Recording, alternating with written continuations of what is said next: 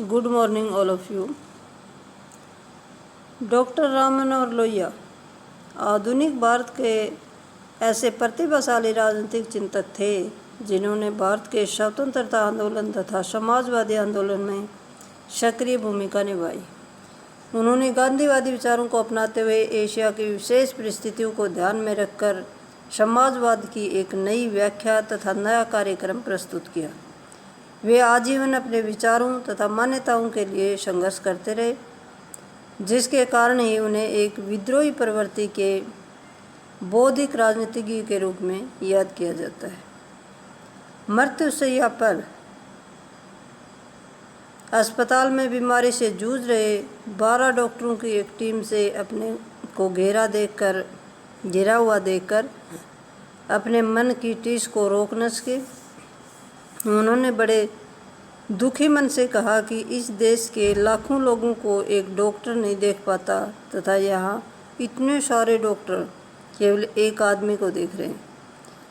ऐसे उद्गार केवल एक सच्चे समाजवादी नेता के मुख से ही निकल सकते हैं और वे सच्चे अर्थों में एक समाजवादी नेता थे जिनका जीवन अपने लिए नहीं दूसरों के लिए होता है। यह एक सच्चे समाजवादी नेता के मन की टीस तथा भारतीय जनता के प्रति संवेदना थी। डॉक्टर राम मनोहर लोहिया का जन्म उत्तर प्रदेश के फैजाबाद के गांव अकबरपुर में 23 मार्च 1910 को हुआ।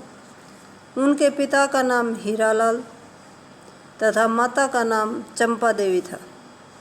उनके पिता एक प्रसिद्ध राष्ट्रवादी तथा पेशे से शिक्षक थे। उनके विचारों का प्रभाव पुत्र पर पड़ना स्वाभाविक था। डॉक्टर राम मनोहर लोहिया की माताजी का देहांत उस वक्त हो गया था जब वे छोटी उम्र के थे। ऐसी अवस्था में डॉक्टर लोहिया का पालन पोषण उनके पिताजी द्वारा किया गया था। वे जब भी किसी सभा अथवा जलसे में जाते थे तो राम मनोहर को अपने साथ ले जाते थे।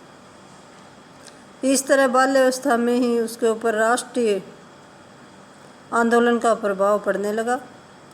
लोहिया जी की प्रारंभिक शिक्षा अकबरपुर में हुई। 1925 में मैट्रिक की परीक्षा पास करके बम्बई में मारवाड़ी स्कूल से प्रथम श्रेणी में पास हुए और 1927 में इंटर की परीक्षा हिंदू विश्वविद्यालय बनारस से पास की। बीए की परीक्षा 1929 में कलकत्ता के विद्यासागर महाविद्यालय से पास की। उच्चतर शिक्षा प्राप्ति के लिए उन्होंने बर्लिन विश्वविद्यालय जर्मनी में जाने का निश्चय किया। बर्लिन विश्वविद्यालय ब्रिटेन के अन्य विश्वविद्यालयों के समकक्ष था। शीघ्र ही उन्होंने जर्मन भाषा सीख ली और बेहतर शैक्षणिक उपलब्धियों के कारण उन्हें जर्मनी से वित्तीय सहायता भी मिलने लग गई थी। यूरोप में रहते हुए उन्हें राष्ट्रमंडल की बैठक देखने का अवसर प्राप्त हुआ। इस बैठक में भारत का प्रतिनिधित्व बीकानेर के महाराजा कर रहे थे, जो ब्रिटिश सरकार के हाथ की कठपुतली थे। लोहिया जी दर्शक गैलरी में बैठे हुए थे तथा दर्शक दीर्घा से ही उन्होंने उनका विरोध किया। उन्होंने कुछ समाचार पत्रों तथा पत्रिकाओं के जलते हुए अंश विरोध स्वरूप बैठक में फेंके और इस कदम से वे देखते देखते भारत के एक चर्चित व्यक्ति बन गए। 1933 में जर्मनी से अपना विद्यार्थी जीवन समाप्त करके स्वदेश लौट आए, परंतु स्वदेश लौटने से पूर्व 1932 में उन्होंने बर्लिन के विश्वविद्यालय में नमक तथा सत्याग्रह नामक शोध प्रबंध पर पीएचडी की डिग्री प्राप्त की।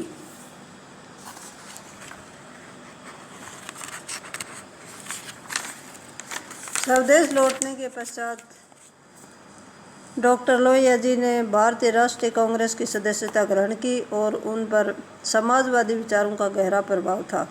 इसलिए उन्होंने कांग्रेस में रहकर ही 1934 में कांग्रेस समाजवादी पार्टी का गठन किया। महात्मा गांधी तथा पंडित जवाहरलाल नेहरू इस युवक की प्रतिभा से काफ़ी प्रभावित हुए थे। लोहिया जी ने कांग्रेस कार्यकारिणी समिति में ही अखिल भारतीय कांग्रेस समिति के अधीन विदेशी मामलों के विभाग की स्थापना की।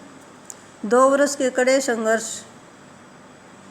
यह परिश्रम के पश्चात वे भारत की विदेश नीति की व्याख्या करने में सक्षम हो गए। पंडित नेहरू ने उन्हें इस विदेश नीति समिति का अध्यक्ष बनाया था। सितंबर 1939 को जर्मनी ने पोलैंड पर आक्रमण कर दिया और इसके साथ ही दूसरा विश्व युद्ध आरंभ हो गया। युद्ध के प्रारंभ हो जाने पर लोहिया ने स्वतंत्रता संग्राम के लिए अपना 4 सूत्री कार्यक्रम रखा तथा इसे नया मोड़ दिया। 4 सूत्री कार्यक्रम में निम्न व्यवस्थाएं की गई थी। नंबर 1 था युद्ध में अंग्रेजों का साथ न देना। नंबर 2 है देसी रियासतों में आंदोलन चलाना। नंबर 3 था ब्रिटिश माल जहाज़ों से लदने व उतरने से इनकार करने वाले मजदूरों का संगठन बनाना। और 4 था युद्ध कर तथा युद्ध कर्ज को मंजूर न करना व अदा न करना।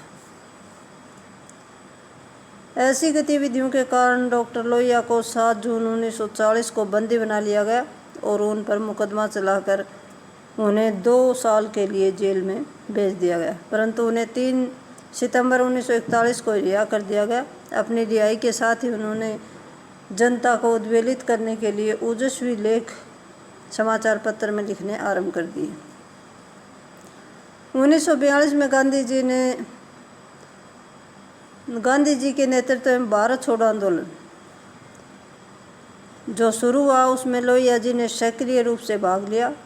वे अगस्त 1942 से मई 1944 तक भूमिगत रहे और इस दौरान उन्होंने आंदोलनकारियों की प्रेरणा तथा सक्रियता के लिए कई पुस्तकें तथा लेख लिखे। लोहिया जी ने अपनी गुप्त प्रेस से करो अथवा मरो तथा अन्य आंदोलनकारियों को उत्साहित करने के लिए साहित्य व प्रचार सामग्री का प्रकाशन जारी रखा। इस प्रयास में उनका साथ प्रसिद्ध स्वतंत्रता सेनानी उषा मेहता ने दिया। उषा मेहता के साथ मिलकर उन्होंने कांग्रेस रेडियो का आरंभ किया तथा जनता में राष्ट्रवादी भावनाओं को जागृत रखा।